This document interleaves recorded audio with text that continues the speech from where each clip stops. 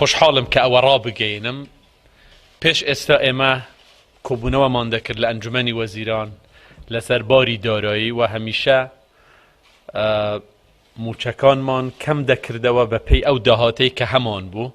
خۆشحاڵم ئەمڕۆ ڕابگەینم یەکەم جار دوای 3 ساڵ سەختی ژیانی موچەخۆرانی هەرێمی کوردستان بە شێوەیەکی گشتی لە هەرێمی کوردستان کە بەڕاستی تحملی زۆریان کرد و دیسانەوە من دەبێ ئەوە بڵێم کە جێگەی ڕێز و تەقدیرن ئەو تێگەیشتنیان بۆ باری دارایی هەرێمی کوردستان بۆ ئەو وەزعە ناخۆشەی کە دوای بڕینی بودجەی هەرێمی کوردستان لە ساڵی 2014 شەڕی داعش کەم نرخی نەوت کە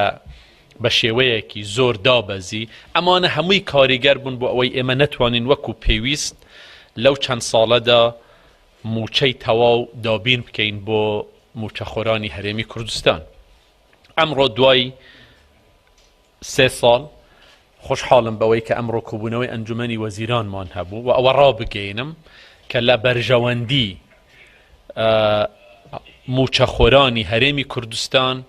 ئێمە هەنگاوێکی زۆر باشمان بڕیوە بەرەو کۆتایی هێنان بە پاشەکەوتی موچە. طبیعی ئەمە هەنگاوێکی گرنگە هەمووی نییە، بەڵام دەتوانم بڵێم دوای ئینشاءالله ئەو چاکسازیانەی کە ئێستا پرۆژەکەی لە پەرلەمانی کوردستان هەیە، من دەتوانم بڵێم دوای ئەوە ئێمە دەگەینە ئەو مەرحەلەی کە بە تەواوەتی بابەتی پاشەکەوتی موچە لە هەرێمی کوردستاندا نەهێڵین. بەڵام ئێمە وەکو عەرزم کردن هەنگاوی باش بەرەو پێشەوە ڕۆیشتوین، زۆر نزیک بووینەتەوە لەوەی کە